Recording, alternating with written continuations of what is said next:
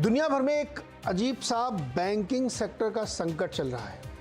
आप सबने इसके बारे में छुटपुट खबरें ज़रूर सुनी होंगी कि अमेरिका के कई बैंक बहुत मुश्किल के दौर से गुजर रहे हैं। अभी भी उनके पास लिक्विडिटी की समस्या है। लिक्विडिटी मतलब उनके पास पैसे नहीं है, क्योंकि डिपॉजिटर्स जिन्होंने अपने पैसे वहाँ जमा किए बड़ी मात्रा में वो निकाल रहे हैं। खासतौर पे छोटे बैंकों में ये समस्या ज़्यादा खड़ी हो रही है। लेकिन कई सारे बड़े बैंक जो हैं वो इतनी मुश्किल में आए कि आपने एक नाम सुना होगा, क्रेडिट स्विस, और ये एक स्विट्ज़रलैंड का बड़ा बैंक है, बहुत सारे देशों में कामकाज है, मर्चेंट बैंकिंग में काफ़ी बड़ा नाम था। ये फाइनली बिक गया। इसकी समस्या इतनी गंभीर हुई कि इसको बेचना पड़ा। अब ये यूबीएस के हिस्से में चला गया। कुछ दिन बाद शायद इसका नाम भी आपको सुनाई न दे। तो ये जो संकट है बैंकिंग का, इसका असर दुनिया के अलग अलग देशों में अलग अलग सेक्टर्स पे, खासतौर पे बैंकिंग सेक्टर्स में हो रहा है। भारत के भी स्टॉक मार्केट में आपने देखा होगा कि इसकी वजह से काफ़ी दिनों तक गिरावट का सिलसिला चलता रहा।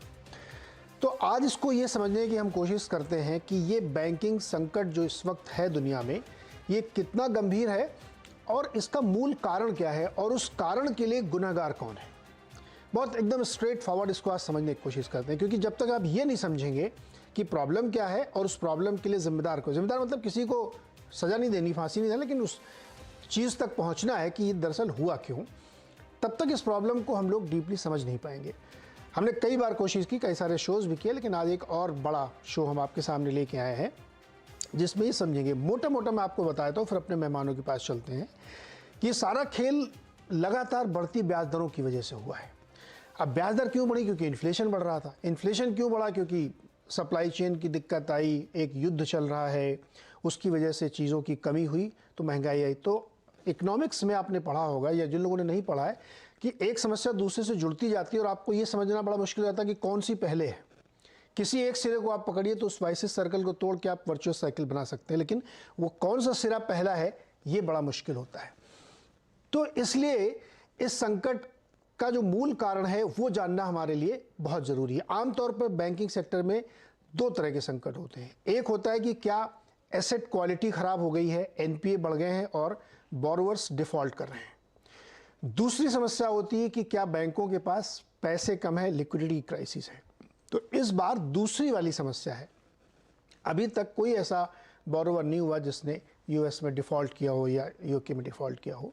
ये समस्या दरअसल पैसे की वजह से हुई कि बैंकों के पास पैसे नहीं, क्योंकि लोग डिपॉजिट निकाल रहे हैं। तो ये समस्या क्यों बनी, इसके लिए कौन जिम्मेदार है? सरकार जिम्मेदार है कि फेडरल रिजर्व है, जिसको दिन रात सुबह शाम हम लोग फेड का नाम लेते रहते हैं, क्या वो जिम्मेदार है इसके लिए कि बार बार ब्याज दर बढ़ा रहे हैं?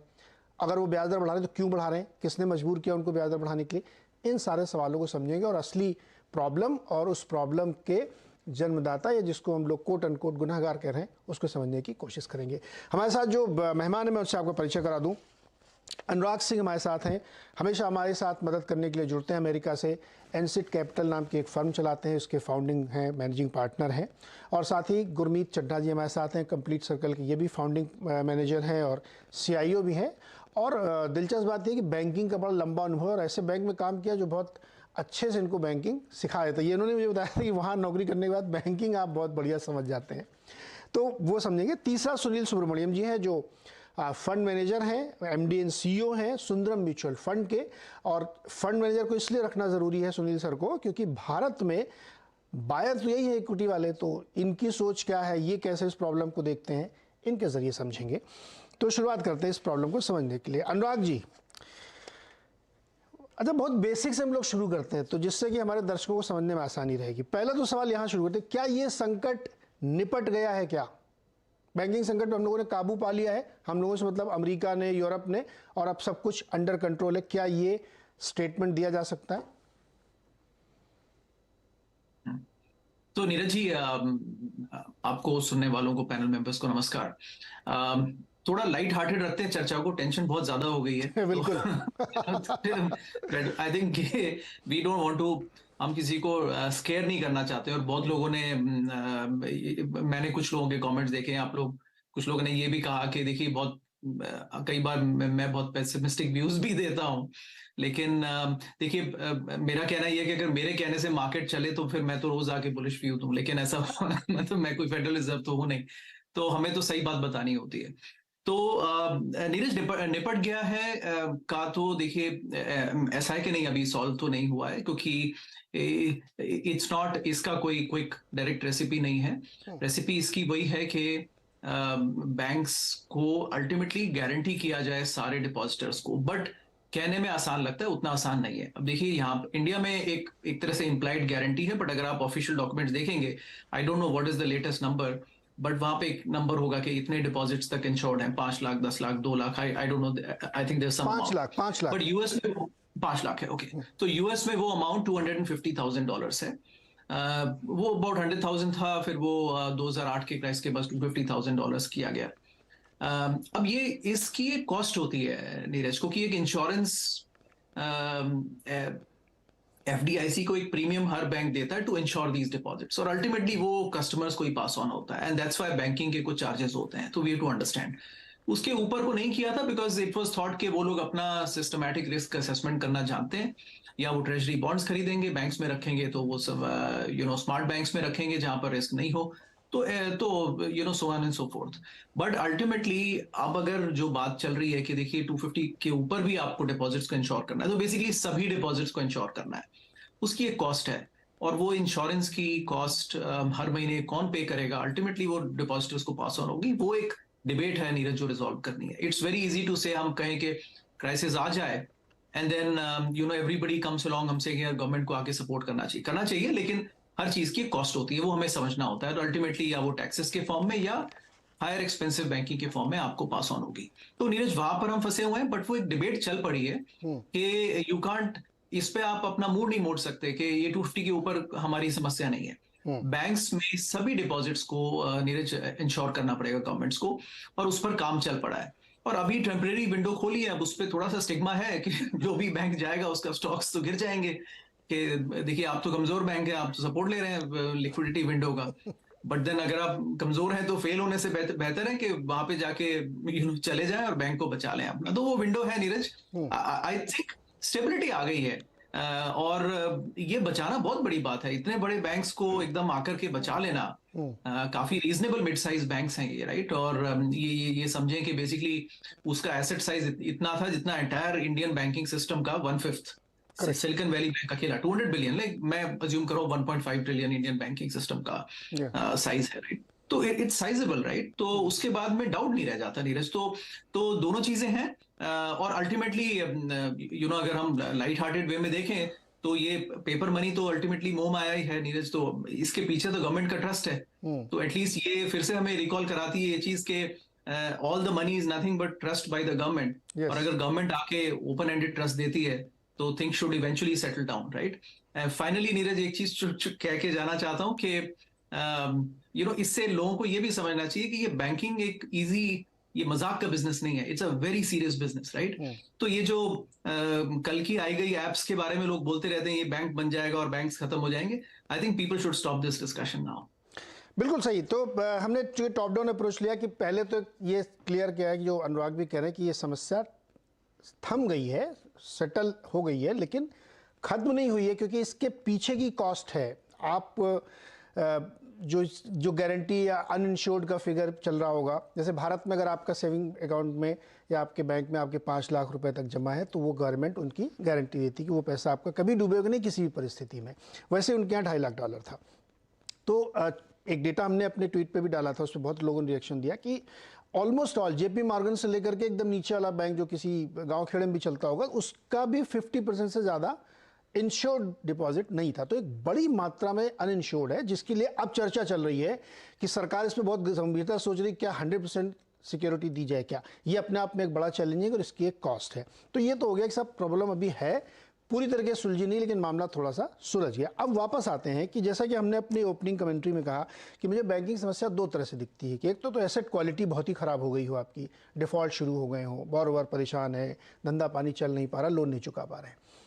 दूसरी समस्या होती है जो इस समय है कि डिफ़ॉल्ट तो नहीं हो रहे, लेकिन बैंक अपनी एक अलग तरीके की विशेष परिस्थिति से जूझ रहे हैं, यहाँ पे उनके पास पैसे नहीं, क्योंकि डिपॉजिटर पैसे ले रहे हैं, वो नुकसान में जाके अपने बॉन्ड बेच रहे हैं क्योंकि वो उतने समय तक रोक नहीं सकते और ब्याज दरें बढ़ रही हैं। अनुराग, इसको ब्रीफली समझाइए, जो दूसरी वाली प्रॉब्लम है या और भी कोई समस्या इसमें दिख रही है? संक्षेप में बताइए, फिर मैं गुरमीत के पास जाऊँगा।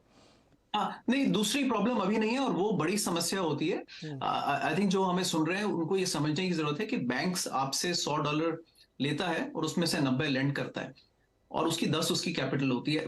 ये मोटा मोटा खेल है हर जगह बैंकिंग का। अब वो जो 90 अगर उसने खराब लेंड कर दी और उसमें से 20 का नुकसान हो गया, तो उस नुकसान की भरपाई और कोई नहीं कर सकता और वो जो आपके $10 है बैंक की कैपिटल, वो खत्म हो जाती है उसमें। और फिर बैंक जिसको बोलते हैं कि बैंक गोज बस्ट, वो दिवालिया हो जाता है। तो वो समस्या नहीं है, वो बड़ी समस्या होती है नीरज, क्योंकि अल्टीमेटली उसको फंड करना होता है उस लॉस को। प्रोजेक्ट स्टक हैं, रियल एस्टेट मकान नहीं बने हैं, इंफ्रास्ट्रक्चर प्रोजेक्ट स्टक हो गया, इंडस्ट्रीज बैंकरप्ट हो गई हैं, उसको फिर फंड करना पड़ता है। तो या टैक्सेस से आता है पैसा या शेयर होल्डर्स देते हैं, तो वो अभी समस्या नहीं, दैट्स अ बिगर प्रॉब्लम।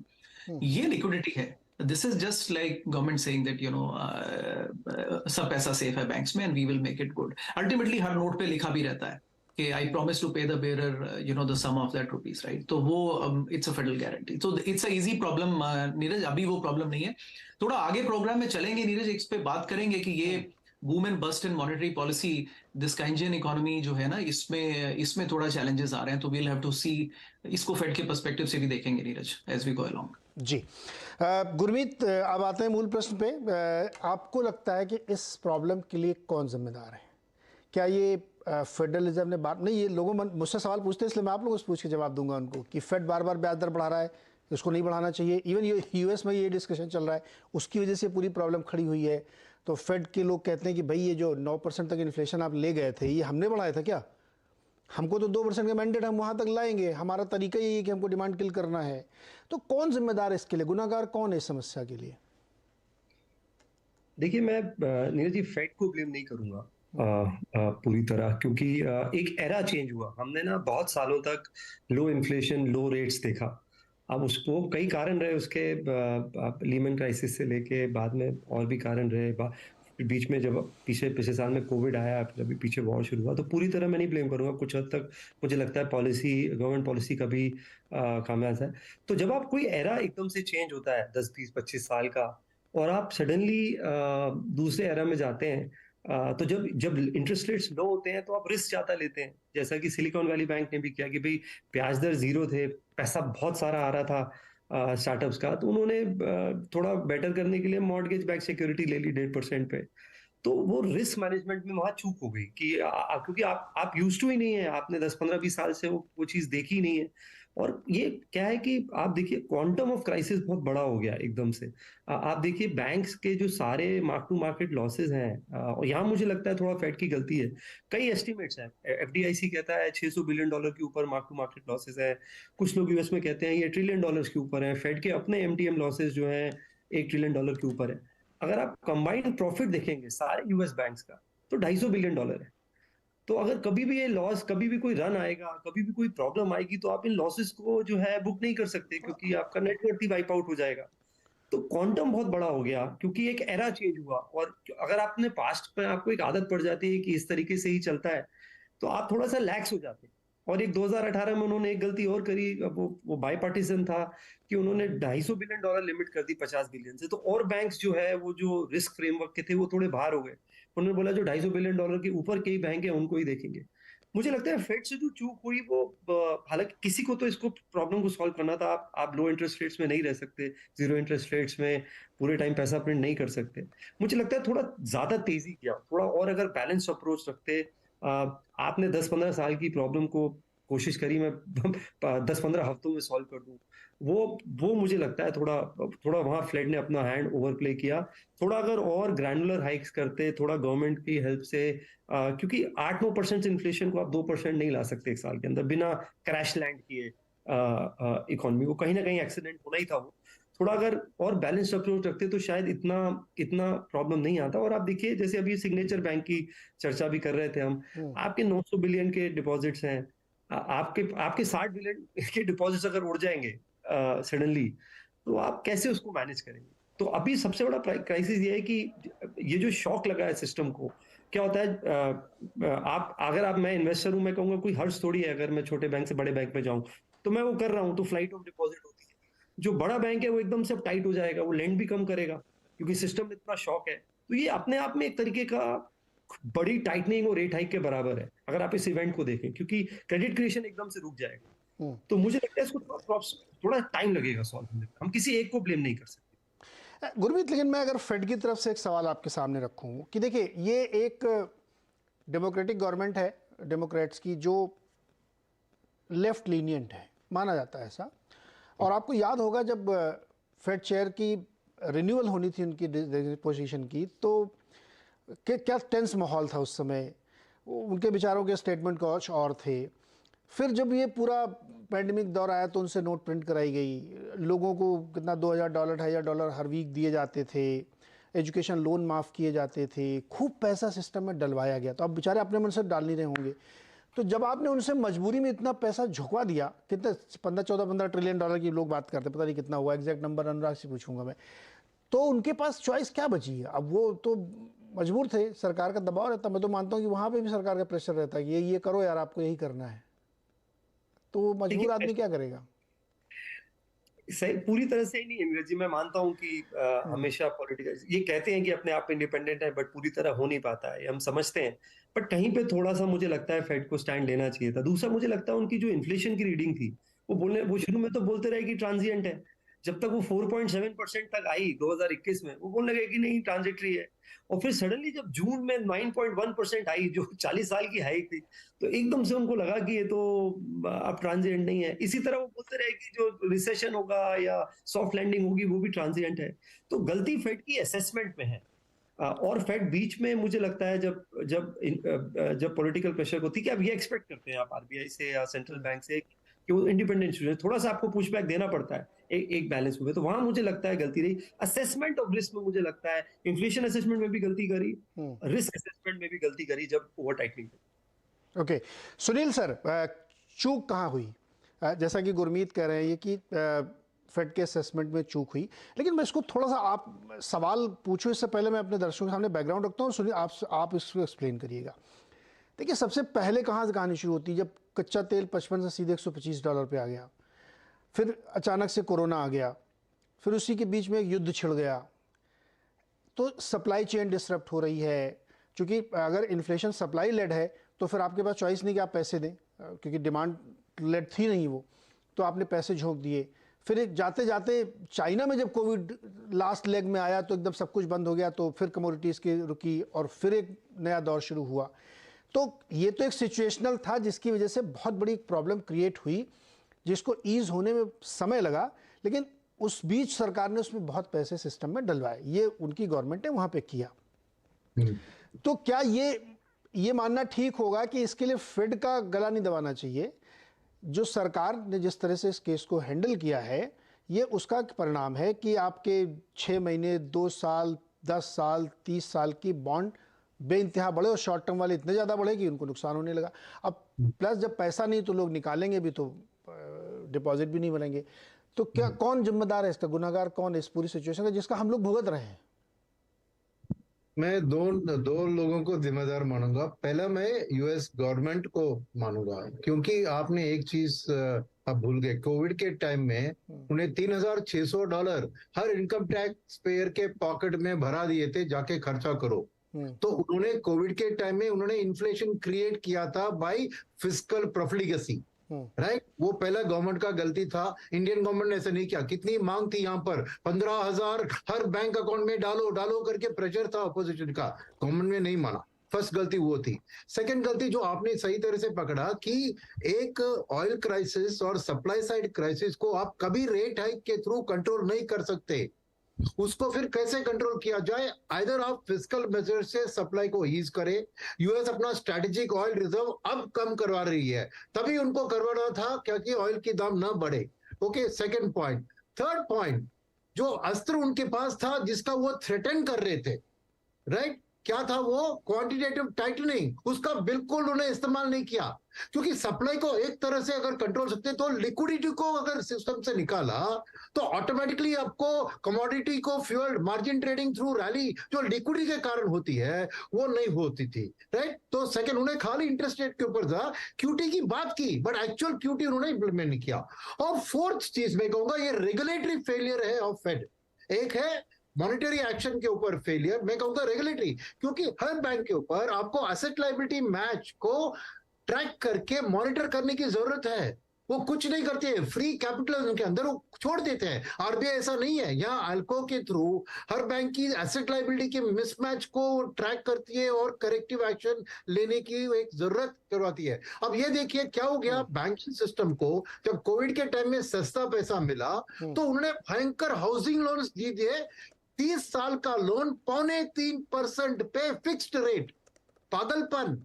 तो अगर उनके पास 30 साल की फंडिंग होती और वो हेज करते तो बात अलग, नहीं, वो शॉर्ट टर्म से फेड से बोरो करके मनी मार्केट 30 साल का लोन को फंड कर रहे थे। तो इसमें क्या हुआ, जब प्रॉब्लम आती है ना, तब जैसे क्रेडिट स्विस में इक्विटी होल्डर्स और 81 होल्डर्स को प्रॉब्लम, यानी इसको कहते हैं privatisation of profit, socialisation of losses.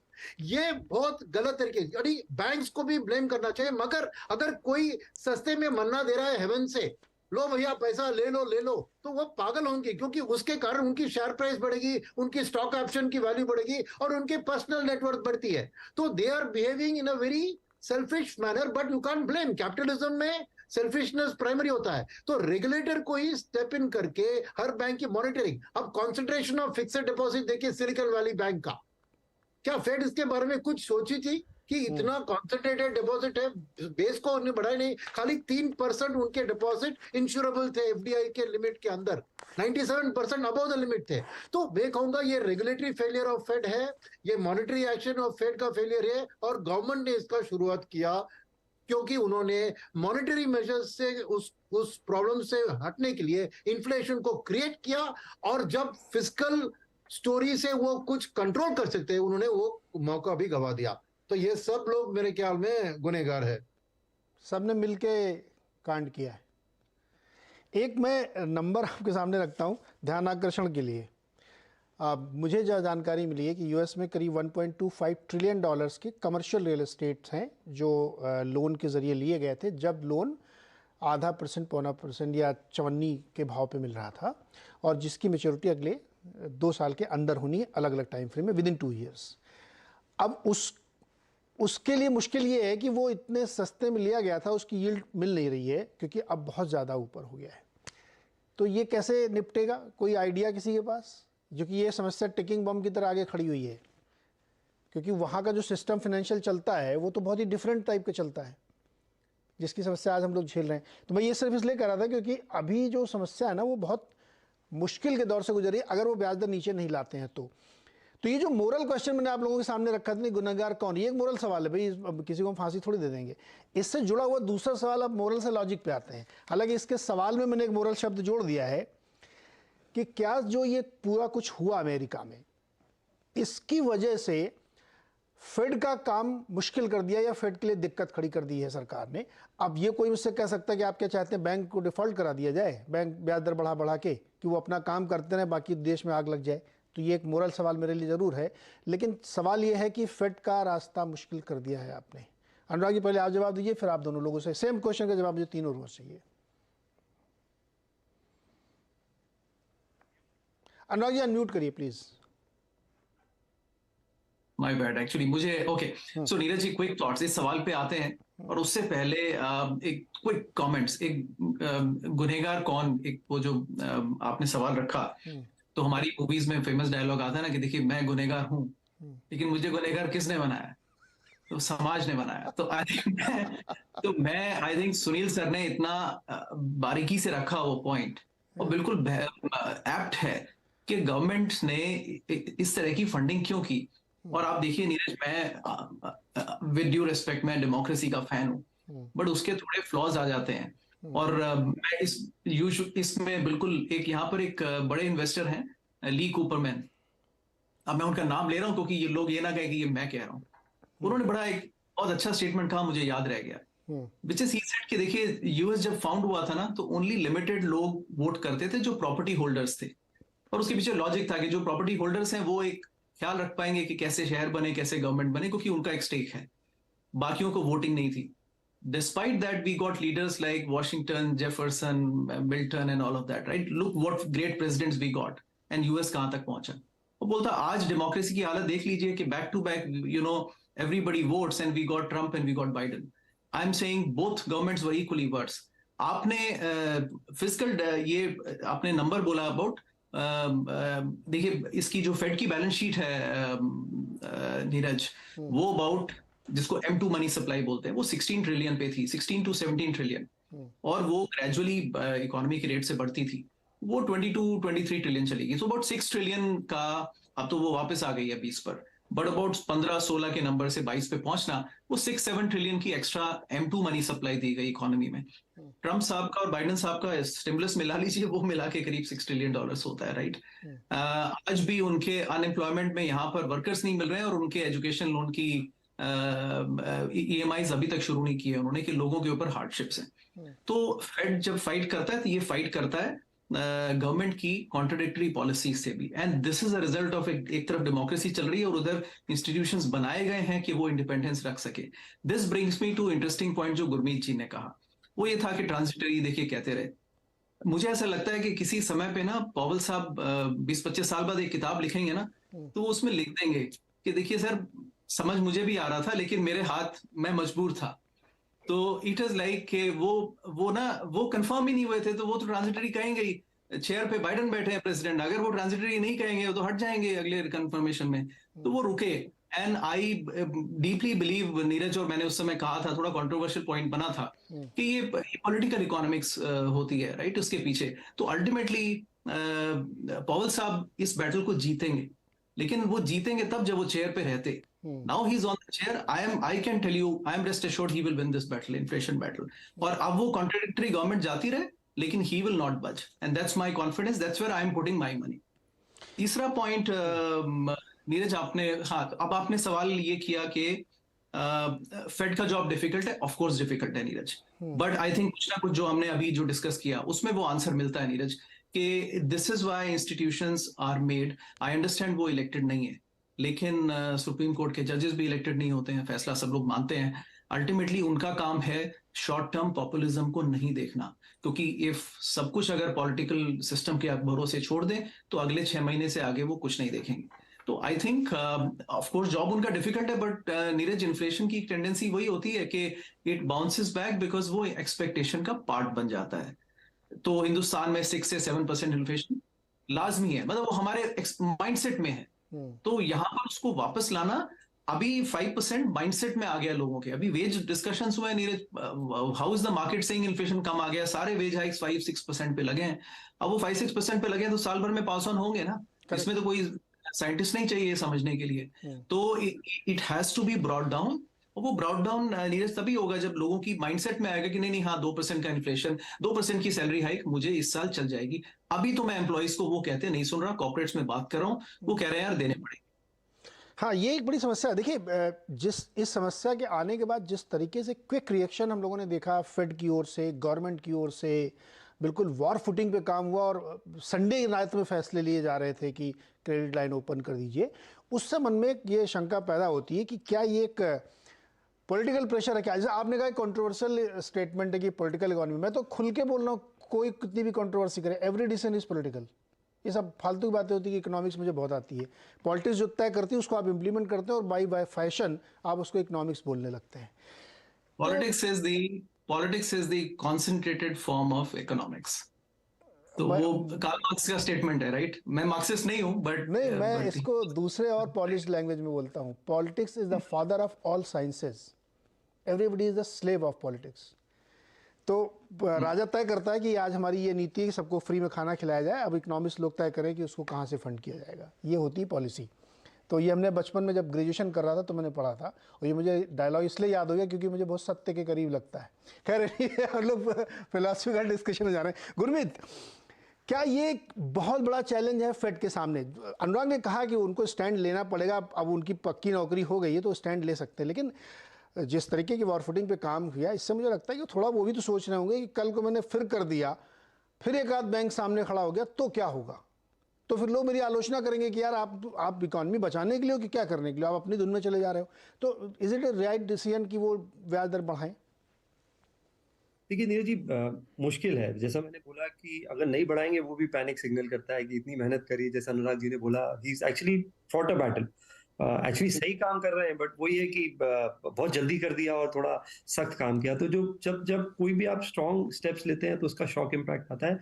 बहुत सारे बैंक्स का एग्जिस्टेंशियल क्राइसिस है, अब मार्च 2023 शायद हिस्ट्री में लिखा जाएगा कि नंबर ऑफ बैंक्स जो फेल हुए थे, और उसका आप देखिए स्पिल ओवर देखिए यूरोप में। फिर उसमें क्या होता है, आप पैनिक में डिसीजंस लेते हैं। आपने ओवरनाइट 2 बैंक्स को मर्ज कर दिया, एक $600 बिलियन के बैंक को दूसरे बैंक में मर्ज कर दिया। फिर आपने डिसीजन लिया कि मैं 81 बॉन्ड्स को राइट ऑफ कर देता हूँ, तो $300 बिलियन का जो 81 बॉन्ड्स था यूरोप का, उसमें खलबली मच गई रिस्क कैपिटल की। फिर ईयू बैंकर्स को आना पड़ा बोलने की नहीं नहीं बॉन्ड्स की सीनियोरिटी है। तो क्या होता है कि अभी मुझे लगता है जो जो सही डिसीजन होना चाहिए कि सिस्टम को पहले स्टेबल करना चाहिए। क्योंकि आज हमने देखा, अभी फर्स्ट रिपब्लिक बैंक को लेके था, तब तो सेक्रेटरी एलन ने बोला कि नहीं, हम इंश्योरेंस डिपॉजिट की लिमिट बढ़ा देंगे और सारे डिपॉजिट्स को कवर करेंगे, बैकस्टॉप करेंगे। बार बार फेड को एश्योरेंस देना पड़ा, तो सिस्टम में स्ट्रेन है। और जब सिस्टम में स्ट्रेन है तो तरीका, कायदा ये बोलता है कि आप थोड़े टाइम के लिए पॉज लीजिए, क्योंकि ये अपने आप में जो क्राइसिस होता है ये बहुत डिसइंफ्लेशनरी होता है। आप देखिए एकदम से कंडीशंस टाइटन होंगी, क्रेडिट नहीं होगा, बैंक लैंड कम करेंगे, कमोडिटी प्राइसेस देखिए कैसे गिर रहे हैं। एक्सपेक्टेशन, अभी वेज हाइक की बात करी, जिस हिसाब से ले ऑफ हो रहे हैं, मुझे लगता है कुछ टाइम में लोग बोलेंगे कि गनीमत है नौकरी बची हुई है टेक्नोलॉजी और रिटेल स्पेस में। तो चीजें बहुत जल्दी बदलती हैं मेरे हिसाब से। तो मेरा ये मानना है कि पॉज करना चाहिए, चाहे 25 पैसा हाई करके पॉज करें, पर थोड़ा सिस्टम को स्टेबल करे पहले, क्योंकि ये अपने आप में बहुत बड़ा शॉक है। ये लिक्विडिटी का भी शॉक है, ये डिसइंफ्लेशनरी शॉक भी है।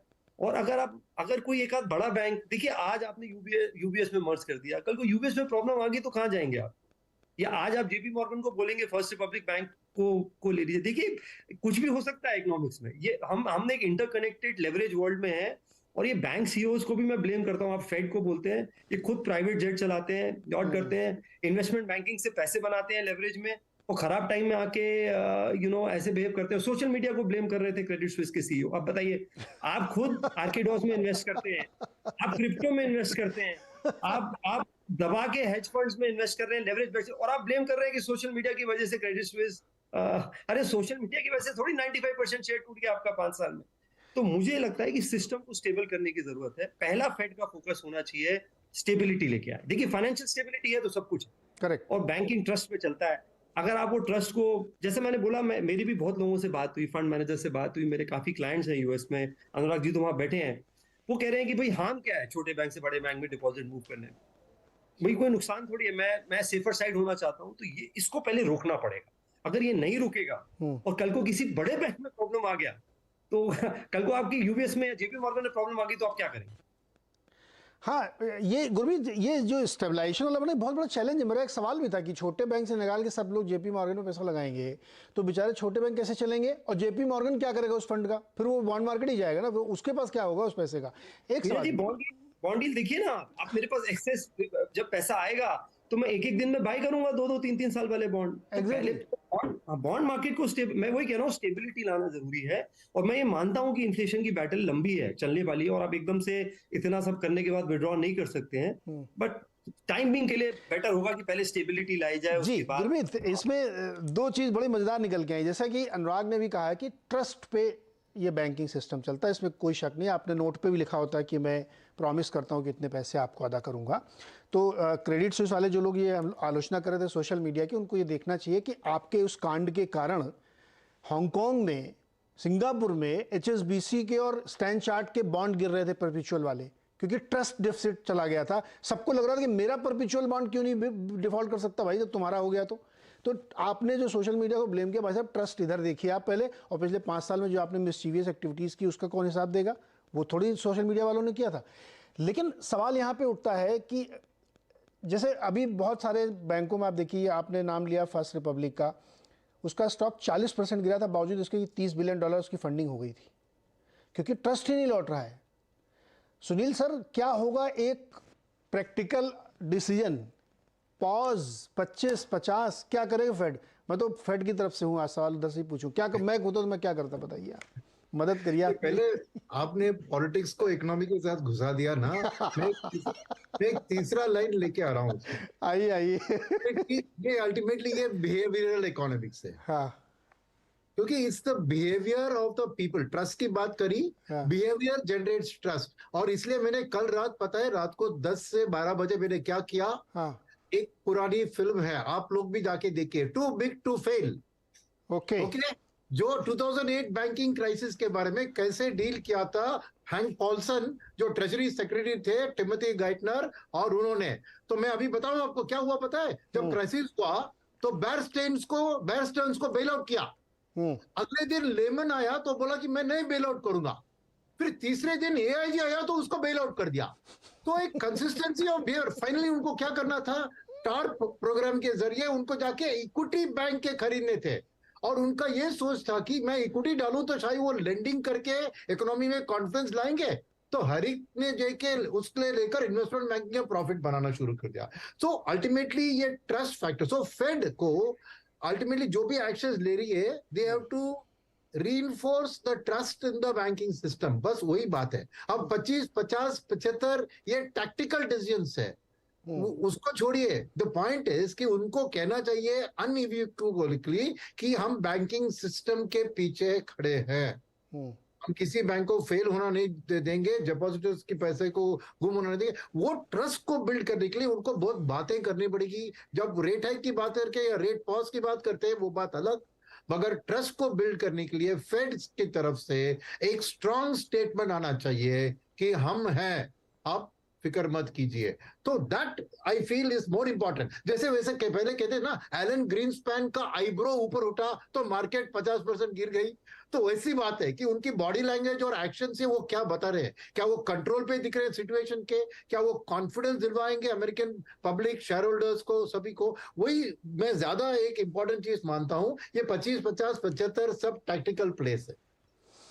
सर आपने एक बात अभी कही ना, मैं मुझे ब्रेक लेना, लेकिन ब्रेक में जाते हुए बात मैं जरूर बोलूँगा। आपने कहा कि एलन ग्रीनस्पैन अपनी आईब्रो ऊपर करते थे तो मार्केट गया था। एक्चुअली क्या है, अमेरिकन्स, हॉलीवुड के लोग बहुत स्टोन फेस्ड होते हैं, उनके चेहरे में एक्सप्रेशंस नहीं आते। वो लोग अपनी वॉइस को मॉड्यूलेट बहुत करते हैं, वर्ड्स पे बहुत एम्फेसिस करते हैं। तो ये बड़ा कठिन सवाल आपने रख दिया। अभी पावेल साहब को चेहरा देख के समझ में नहीं आता कि वो क्या बोलने वाले हैं। ऐसी गुगली मारेंगे ना अपनी आवाज़ से कि अगर आप भरत मुनि का नाट्यशास्त्र पढ़ें तो आपको उसमें वाचिक नहीं अनुभव देखना पड़ेगा, कि बोलने से समझना पड़ेगा कि वॉइस मॉड्यूलेशन कैसे हो रहा है। तो ये इंपॉर्टेंट पॉइंट है। और आपको इसे इंटरेस्टिंग चीज़ देखा है तो मुझे उसी समय व्हाट्सएप पर, मैं भी साथ के साथ देखूंगा। छोटा सा एक ब्रेक लेते हैं सर। लौट के आके इस पूरे इवेंट का टेक अवे क्या है दूसरी इकॉनमीज के लिए, हमारी इकॉनमीज के लिए भी। हमारे यहाँ वैसे कोई दिक्कत नहीं, लेकिन फिर भी इससे सीखता है हर आदमी, तो उस पर बातचीत करें छोटे से ब्रेक के बाद।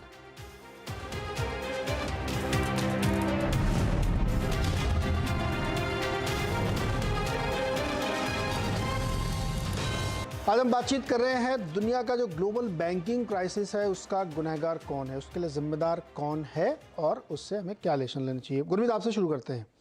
इस पूरी घटनाक्रम के लेसन्स क्या हैं जो आगे रिपीट ना हो? नीरज जी, दो लेसन्स है। एक्सेस हर चीज का खराब है। जैसे बोला कि आप एक्सेस में इंटरेस्ट रेट्स लो रखेंगे, फ्री फंड्स देंगे इन्वेस्टर के हाथ में, लेंडिंग में आप डिस्प्रोपोर्शनेट रिस्क लेंगे, आप बॉन्ड पोर्टफोलियो लेते रहेंगे अपने पोर्टफोलियो में बिना एएलएम गैप को करे, आप अपने डिपॉजिट बेस पे। तो ये हर लेवल पे चूक हुई है। गवर्नमेंट के लेवल पे है, फेड के लेवल पे है, बैंक के रिस्क मैनेजमेंट में है। आप देखिए इंडियन फाइनेंशियल से कंपेयर करिए, मैं हालांकि साइज इंडिया का बहुत छोटा है, आप देखिए ग्लोबली इतना प्रॉब्लम हुआ। एएलएम मार्केट पूरा 81 बॉन्ड्स पूरा हुआ। एसबीआई का जो 81 बॉन्ड था वो 8.5 8.6 पे क्लोज हुआ, लगभग कोई चेंज नहीं आया, राइट। जबकि हमारे भी 81 बॉन्ड्स का इशू हो चुका है यस बैंक एपिसोड के बाद। हमारे 60% से ऊपर के डिपॉजिट्स रिटेल और हाउस होल्ड के हैं, तो उसमें उतना रन आने का चांस कम होता है। तो मुझे लगता है कि थोड़ा बैंक के लिए नसीहत ये है कि थोड़ा एएलएम गैप पे ध्यान दें, ट्रेजरी को थोड़ा सा और एक्टिवली मैनेज करें, बहुत ज्यादा लॉन्ग मत जाएं अगर आपको फेड का स्टांस दिख रहा है। और पॉवेल साहब, जैसा अनुराग जी ने बोला, काफी टाइम से उन्होंने इंटेंशन क्लियर कर दिया था पिछले 6-9 महीने से कि हाइक बढ़ेगा। वो बॉन्ड मार्केट को भी बार बार वार्न कर रहे थे, समहाउ लोग मानना नहीं चाह रहे थे कि ये होने वाला है। फेड के लिए भी है कि आपको सिस्टमिक रिस्क पे ध्यान देना चाहिए। आप ओवर राइटन करेंगे, आपके सामने है कि बॉन्ड इतने एमटीएम लॉसेज हैं, इसका स्पिल ओवर इफेक्ट क्या होगा आप 2008 अब देख चुके हैं। तो मैं थोड़ा सा हैरान होता हूं कि देखने के बाद उन्होंने जो है इस चीज पे तवज्जो कम दी। और गवर्नमेंट्स के लिए है कि आप पैसा सिर्फ प्रिंट करके ट्रबल से बाहर नहीं निकल सकते, आपको इकोनॉमी की ग्रोथ पे ध्यान पड़ेगा, प्रोडक्टिविटी मैट्रिक्स पे ध्यान देना पड़ेगा, स्ट्रक्चरल इश्यूज जो है इन्फ्लेशन को, उनको सॉल्व करना पड़ेगा। खाली सेंट्रल बैंक का इन्फ्लेशन फाइट नहीं है। आपने बोला कि सेंट्रल बैंक इलेक्टेड रिप्रेजेंटेटिव नहीं है, लेकिन पब्लिक जब आप फेस करने जाएंगे तो सबसे बड़ा इशू जो आता है वो इन्फ्लेशन ही आता है, महंगाई आती है। हमने इंडिया में देखा है सरकारें बदलते हुए। तो गवर्नमेंट की भी इक्वल रिस्पॉन्सिबिलिटी है इन्फ्लेशन कंट्रोल करने की, क्योंकि इन्फ्लेशन एक साइलेंट टैक्स है। ये ना ये आप बात करते हैं वेज इन्फ्लेशन की एक्सपेक्टेशन के, ये आपकी स्टैंडर्ड ऑफ लिविंग गिराता है लॉन्ग रन में। आप आपके डिस्क्रिशनरी एक्सपेंडिचर्स बिल्कुल कम कर देते हैं। कंपनीज हाई प्राइसेस को फैक्टर इन करके प्राइसेस बढ़ाती रहती हैं। तो ये बहुत वर्चुअस लूप है, इसको तोड़ना बहुत जरूरी है। और तो मुझे लगता है इसमें ये सबके लिए लर्निंग। करेक्ट, ये सबके लिए लर्निंग है। एक सेंटिमेंटल लॉस तो पूरी दुनिया के बाजारों में वो लोग थोड़ा सा कॉशियस हो गए हैं। अपने यहाँ भी इसका असर पड़ा ही होगा, डेफिनेटली पड़ा होगा गुरमीत, नहीं? नहीं, बिल्कुल पड़ा है जी। आप देखिए, आपको डेटा में दिखेगा शायद कुछ धीरे धीरे आपको शायद वो लोन के डिसबर्समेंट्स में दिखे, वर्किंग कैपिटल में दिखे, मैनेजमेंट कमेंट्री में दिखे। आप देखिए, आप आईटी कंपनीज की कमेंट्री देखने लायक होगी, क्योंकि बहुत ज्यादा फॉलो करते हैं। जो आपके टेक्सटाइल सेक्टर्स हैं जो यूएस को एक्सपोज्ड हैं, उनकी कमेंट्री देखनी पड़ेगी आपको। तो वर्ल्ड इंटरकनेक्टेड है। और मेरा ये मानना है, मैं हमेशा ये बोलता हूँ कि जब भी कोई बहुत सिचुएशन खराब होती है, जब भी कोई एक सिस्टमिक रिस्क आती है, थोड़ा टाइम आपको ना इनएक्टिविटी करनी चाहिए, है ना। रोज हमें कोई डिसीजन लेना है, ये हमारे सर पे कोई तलवार थोड़ी है कि हमें रोज ही इन्वेस्ट करना है, या आज ही डिसीजन लेना है कि कहाँ वैल्यूएशन अट्रैक्टिव हुई है, या आज ही प्रॉब्लम को सॉल्व करना है।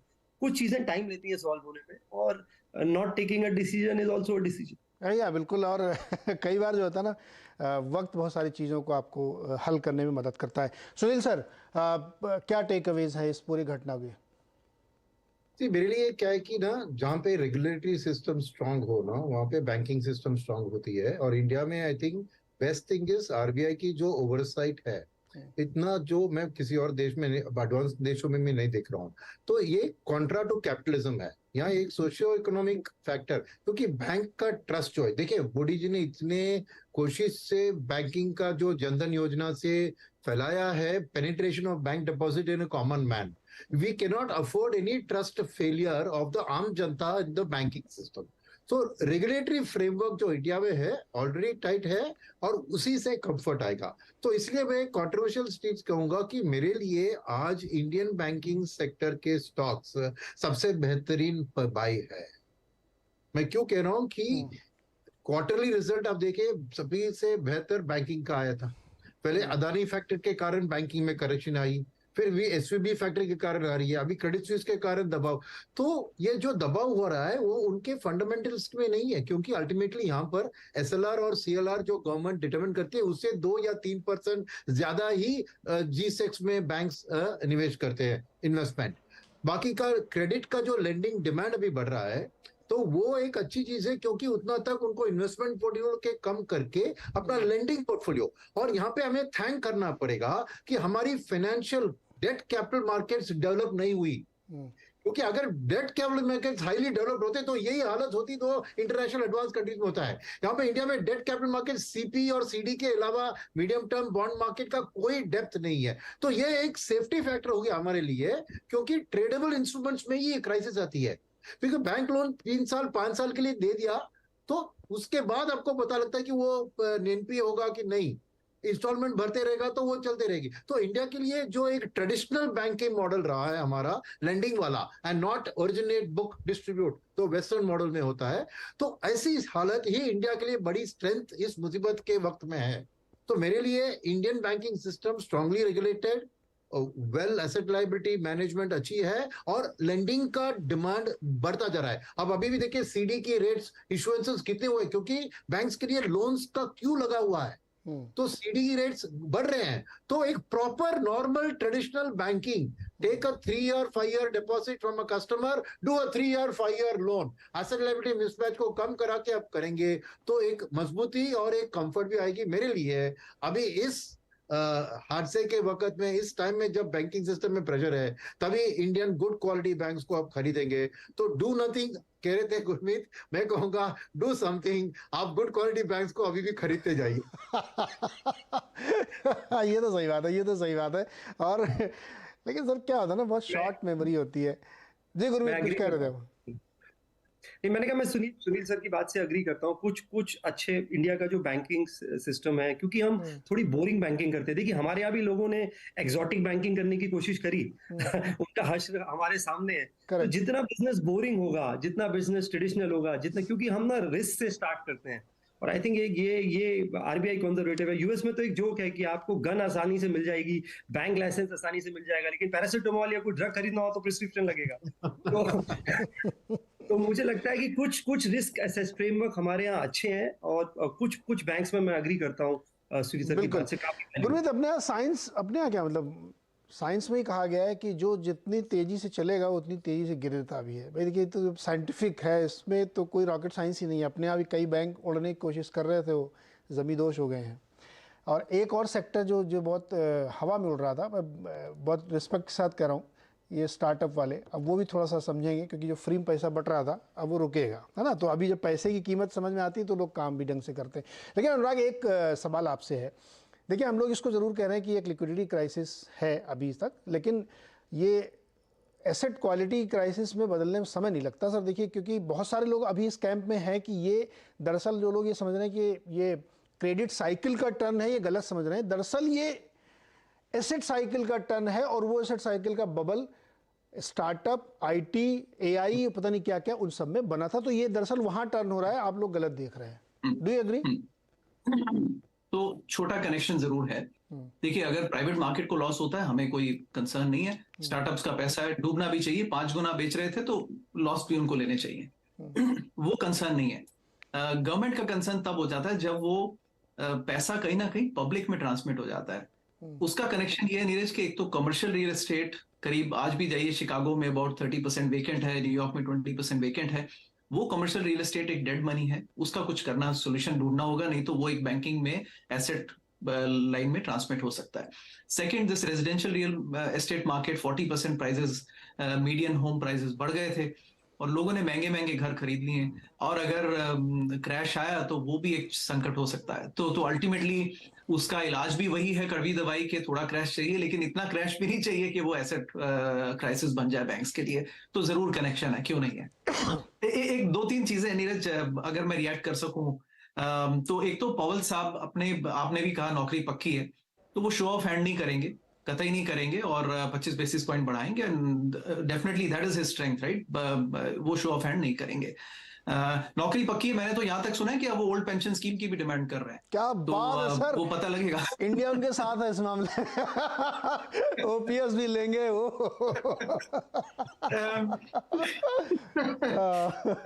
सर, सेकंड ये है, I agree politics is supreme, but देखिए, अगर आज के जमाने में इकोनॉमिक्स इज सुप्रीम, क्योंकि अगर आप पाकिस्तान के प्रेसिडेंट, प्राइम मिनिस्टर हैं भी, अगर आपकी इकोनॉमी में दम ही नहीं है तो आप फिर क्या स्पेंड कर लेंगे। तो ultimately economics decides the politics, and that's why I said politics is concentrated at the centre of economics, but economics governs the world. US की आवाज लाउड इसलिए सुनाई देती है क्योंकि इकोनॉमिक्स स्ट्रांग है। तीसरा पॉइंट सुनील जी ने कहा, टू बिग टू फेल, जरूर देखिए। जी सर।